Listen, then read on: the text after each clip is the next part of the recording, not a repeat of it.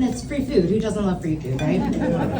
One more plate. So for those of you who do not know my story, some of you do, but for those of you who do not know my story, just know that I should not be standing here speaking to you today. So there's a couple things I want you to leave here with today. One of them is I want you to be excited for life. Super excited for life when you leave here. The other one is I want you to take a moment and think about the situations that you face in life, right? And maybe you leave here and go, well, at least my shit ain't that bad, right? But I want you to leave here being super excited for life because you don't realize how precious that life is until you're faced with a challenge, right? So a little bit about me. Currently I have stage 4 adenocarcinoma. Yes, stage 4. A lot of people are like, well, wow, you don't look sick, right? I get that all the time, so thank you. Thank you, I do not look sick. But catch me on a day where I just had chemo. I look very sick, believe me. My husband can attest to that. And the days when I don't feel like getting showered, those days I do not look well. So I was 39 years old when I got diagnosed with stage 4 adenocarcinoma. And I like to tell people adenocarcinoma because my primary is lung cancer. So automatically people are like, well, you smoked. I mean, that's what happens. There's such a bad stigma when it comes to lung cancer. What people don't realize is that lung cancer is not always caused by smoking. So in my case, what some people do not know about me is that this is my second time with cancer. So at the age of 34, 35, I was diagnosed with stage 3 cervical cancer. And that was after a really difficult time in my life where I was pregnant for the first time ever, and I had lost that child. So it was the day after my birthday. How crappy is that, right? Anyway, so went to University of Penn, had a hysterectomy. They said, you are free to go, and I said, thank you.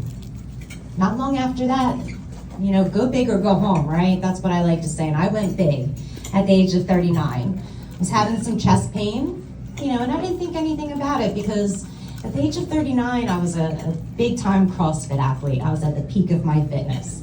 I was at the peak of my career. And it took me about 2 weeks. Went to the ER, I was having really bad chest pain. And very rarely will they tell you have cancer in the ER, right? They'll say, oh, you go see a specialist, So the doctor, I like to call him Doogie Howser because he couldn't have been more than 18 years old. And I'm a pretty tough cookie, usually. And he comes in, he's like, I got good news, I got bad news. And I said, well, hit me with it. And he said, well, the good news is you don't have a blood clot. Because mind you, this is also 2 weeks after I was considered fully vaccinated with the COVID vaccine, right? So I'll let you put those couple things together, right? Because you'll never know what caused my lung cancer. But I have some ideas. So I said, okay, well, what's the bad news? It's like, oh, you got cancer. And I was like, nah, not me, right? That's not really what I said. I don't want to say that out loud because I don't know how people are with the cussing. But anyway, let's fast forward, right? 39 years old.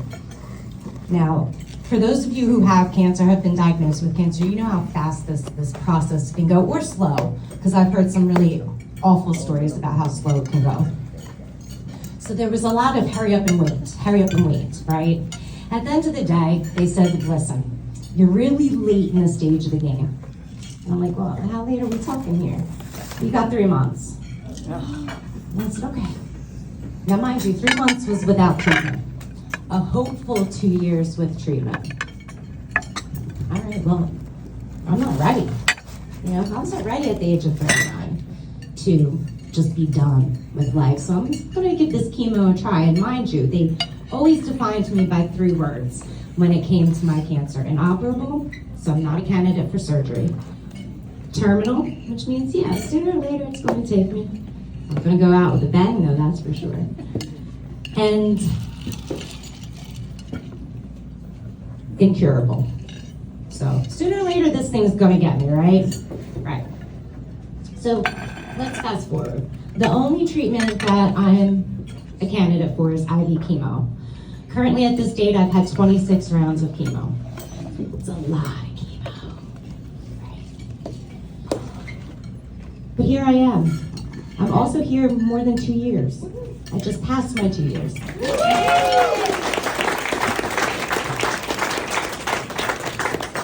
And there's a couple reasons for that. One is the big man upstairs, right? He's got a plan, not just for me, but for everyone. Everything happens for a reason. I'm a true believer in that. I'm also a believer in shit can always be worse, right? Yeah, 26 rounds of chemo suck, but I still have my hair, right?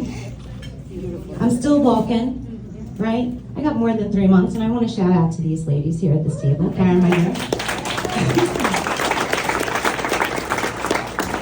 Hope, who is my palliative nurse, right?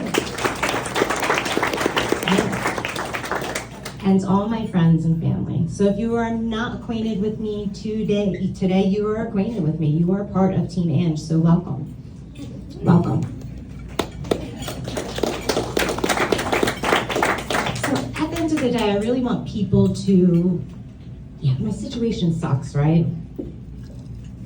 But I want everyone to close their eyes, and I want you to think back at a time where you thought, man, shit just couldn't get any worse than this, man. And we all have it. And if you're someone who says, well, I've never had that time, you ain't living life right, right? There's been a time where you thought, man, I'm never gonna get past this. This is not good. I don't know how I'm gonna make it. Now I want you to give yourself a big pat on the back, because look at you. You made it. And that's big. And that's big. And that's where I'm at now. Cancer has always been a gift for me. Never once did I ask why me, right? And you all know we go to Barnes & Noble, we have a problem, we have a challenge we want to face, and you go to the self-help section. We've all done it.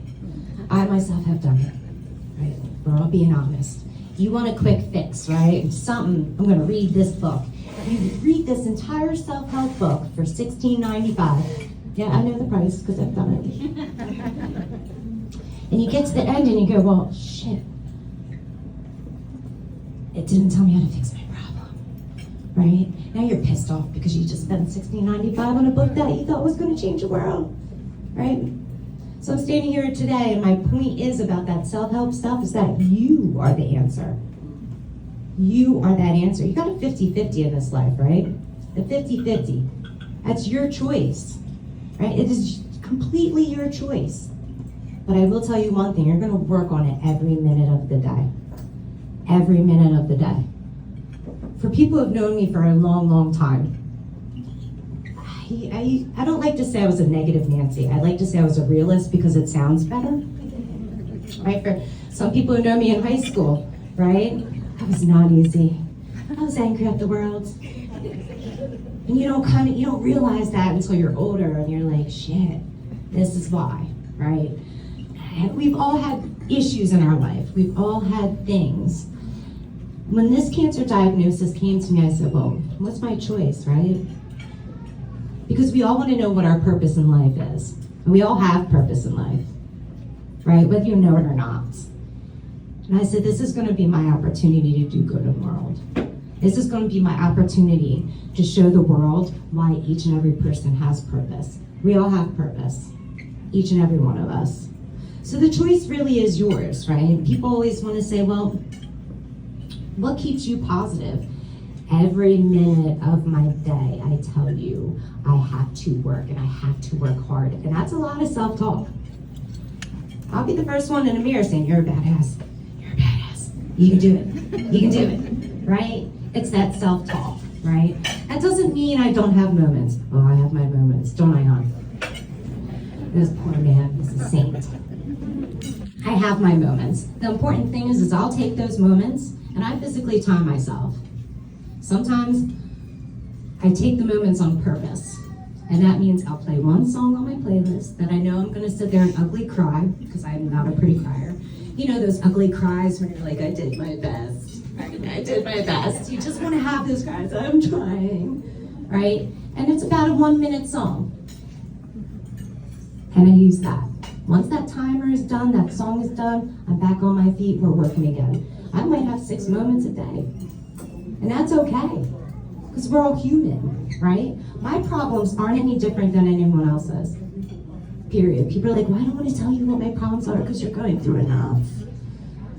But that doesn't mean nothing to me.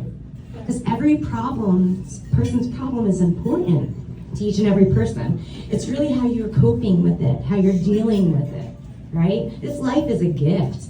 And for me, the gift was given to me for a purpose, right? Because I have a whole different view on life now.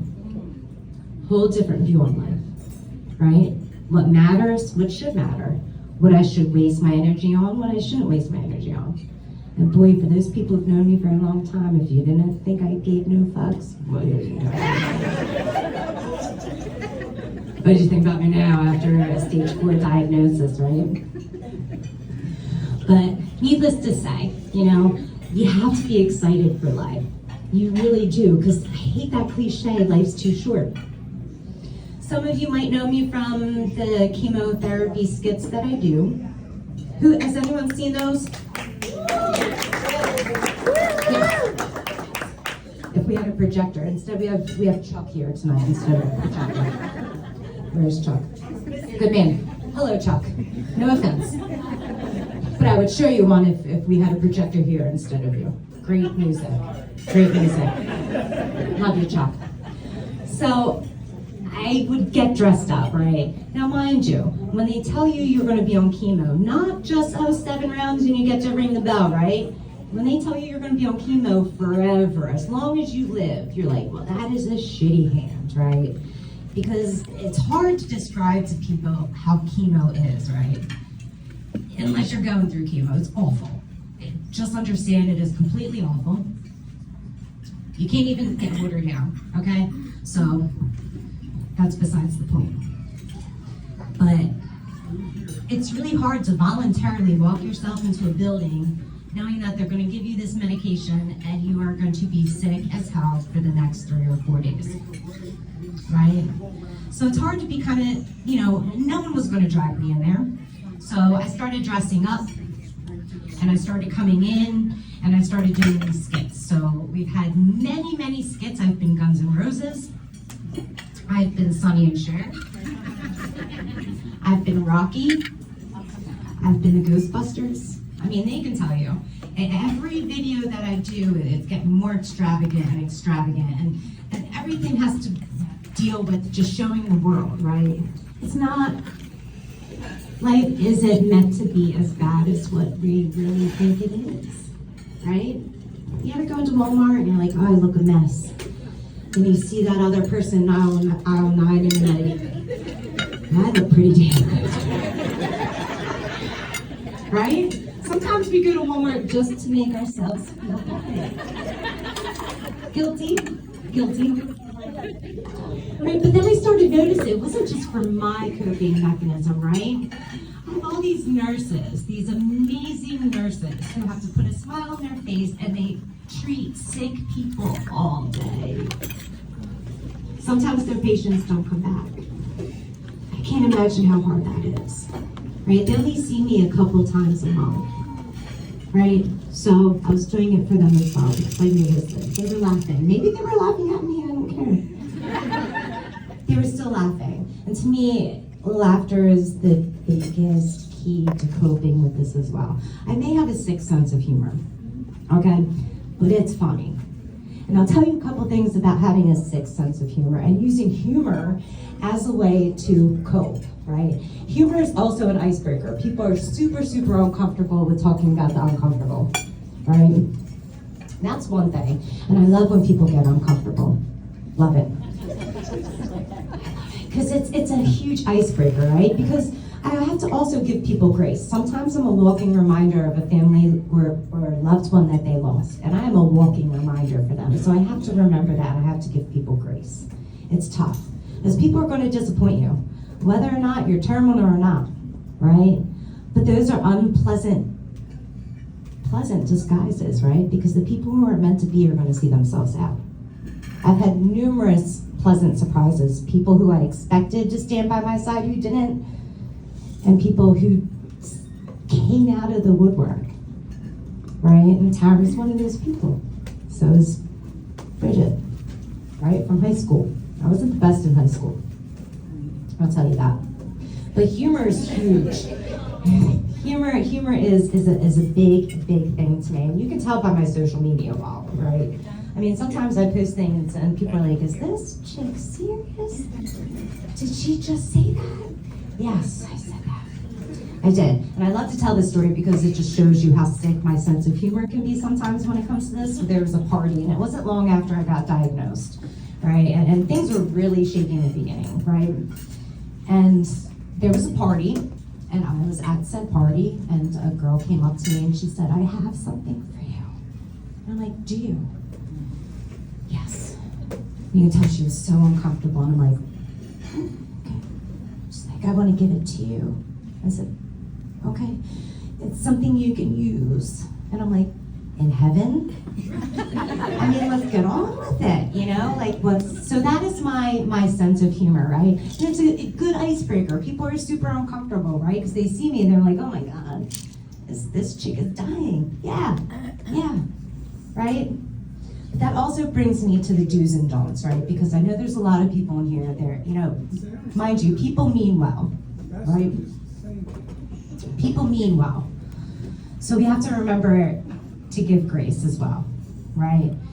Because sometimes, you get a message in your inbox and it's Susan telling you, "Did you ever try lemons to cure your cancer?" And you're like, "Well, geez, Susan, no, I didn't think of lemons." Note taken. So at the end of the day, like I said, I want you to be excited to live life, right? Because the cliche is right. You wake up one morning, it's not there.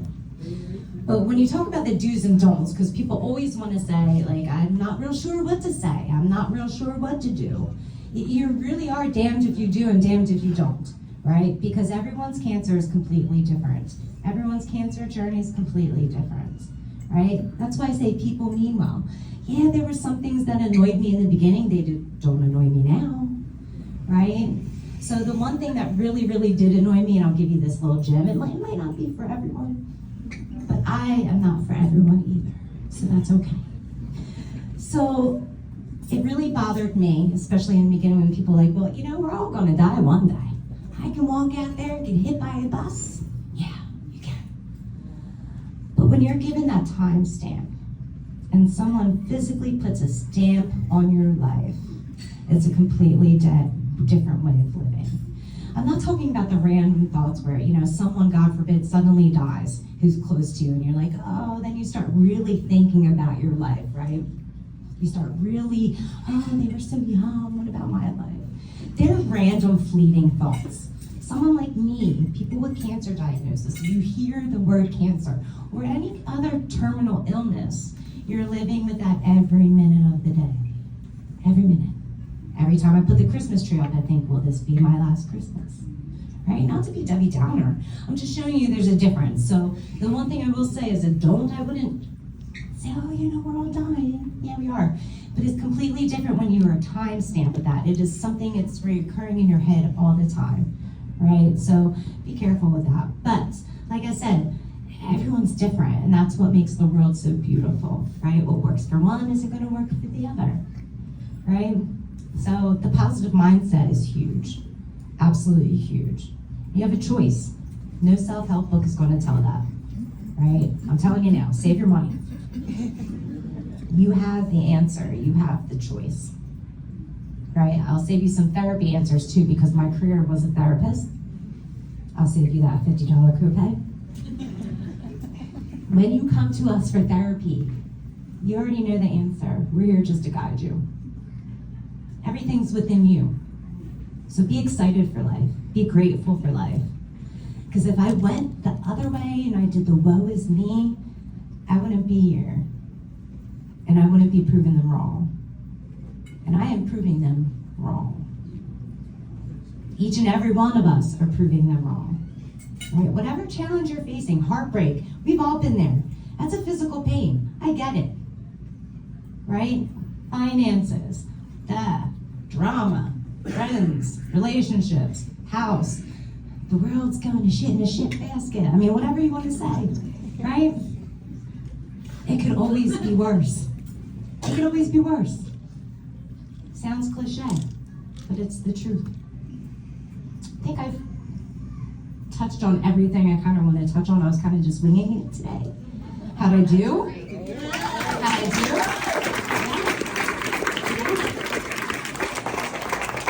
There is one other thing that I really, really love, and I am honest to a fault. If I'm not saying it, my face is saying it. It's just how I was born, so I apologize in advance. I really want to open up the floor. I want your questions. I want you to ask me things. I don't care what question it is. I'm going to give you the honest answer. So I don't want to be up here talking for another 10 minutes just about my lonesome. So, go ahead. What can the caregiver do to help you? Because I'm a caregiver. It's a great question. So what can I do? That's a good question. It's, I'm going to say it again. You're damned if you do and you're damned if you don't. For caregivers, and I will say, because my husband, poor man. Go, Ron. Right? Hey, this is Team Ange, Gina. This is not Team Ron. This is not Ron's gig. It's mine. I'm kidding. So yeah, so it's really hard, right? Because it's going to, so cancer and being a caregiver is a roller coaster, right? Because what works 1 minute isn't going to work the next minute. So I would say patience. Give yourself patience, give yourself grace, and make sure you take care of yourself as long as you're also taking care of the other person. Because as caregivers, right, and me, I was always in the service industry, right? So when it came time, what's that phrase they talk about? Pay attention to your illness before you have to really pay for your illness, right? So people like us, therapists, people in the service, things like that, we tend to give, right? And we don't take time for us. You have to have your moments too, right? Because it's about you too. Because keep in mind, they may be, fighting the battle, but you're fighting them too. You're just as important as they are. So take time for yourself. Make sure you do your self-care as well, because that's even more important, right? Right? It's so hard, right? Because sometimes what you say to one person doesn't work for the other person. 1 minute of the day, it changes so quickly, and that's because we're on such a roller coaster. My poor husband, sometimes we'll be laying in bed and we're watching a funny movie, and next thing I know I go, so should I be cremated, or should I get a casket? What about purple? It's not my color, but the poor man's trying to go to sleep to get up for work in the next morning, So it's you're on this roller coaster with us, and God bless you guys, because you guys are putting in the work just as much as we are, right? And sometimes you guys are punching bags, right? Because you're the only one standing there. So when we're in a bad mood, we're like, you stop. You're not the one who's got the cancer. We pull the woe is me card, I like to say. But you have the cancer card, I like to say as well. So that means you're using that cancer card at work and saying, I'm sorry, my loved one needs me. And instead of going home, you go to the spa. You do that. You do that. That's your cancer card. You earn that card, right? I hope that answers your question so much. You take care of yourself. Because at the end of the day, you got to. My question is, I know you're going through a lot of roller coaster up and down. What keep you you had a lot of energy, like a lot of light. What keep you like in a strong energy with a motivation? It's illegal for me to tell you. I'm kidding. Energy drinks is definitely one thing, and I'm hyped up on sugar. I love sugar. And people like to say, oh, sugar feeds cancer. Fuck, I'm gonna eat the sugar. I'm gonna eat it. And not for anything. I was on a CrossFit diet for 6 years. I was at the peak of my fitness, didn't touch 1 ounce of sugar. Look what happened to me. Now, if I'm gonna eat that bag of marshmallows, I'm gonna eat that bag of marshmallows, right? Because I avoided candy for 6 years. Now, I had the worst diagnosis of my life, right? But I think it's just my personality, right? Because I'm not gonna lie to you, it's not my forte, was never good at it, not gonna start now.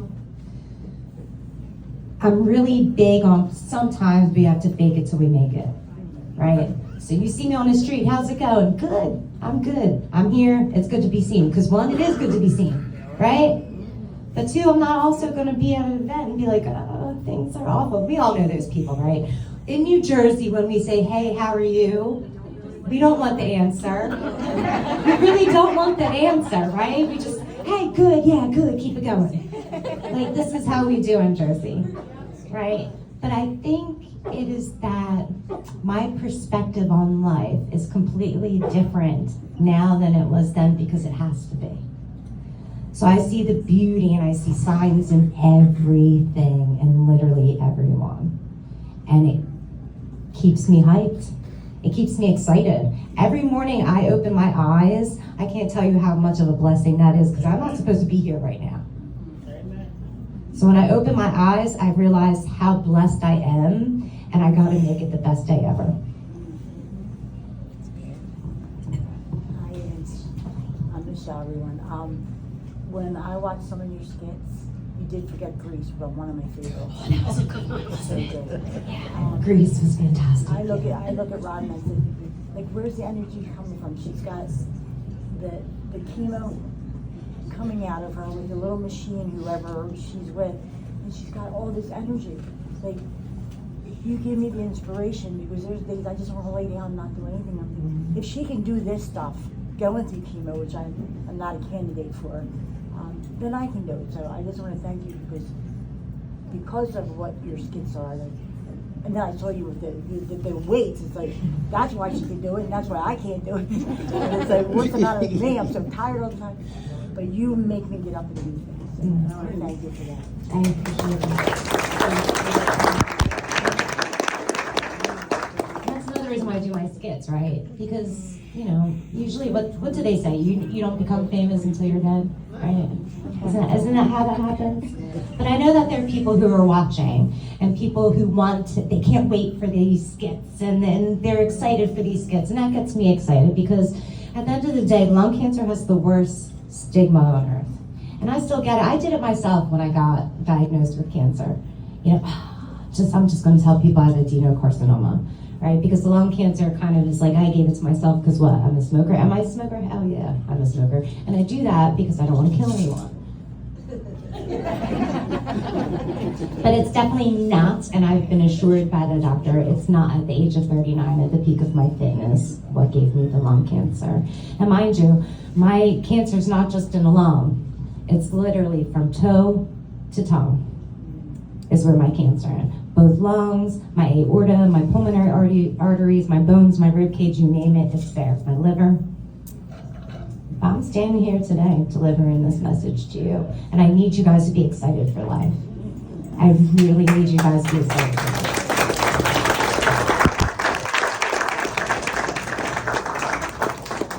Any other questions? You can ask anything. I don't have a question, but I just want to say that I love you. Oh, I love you guys.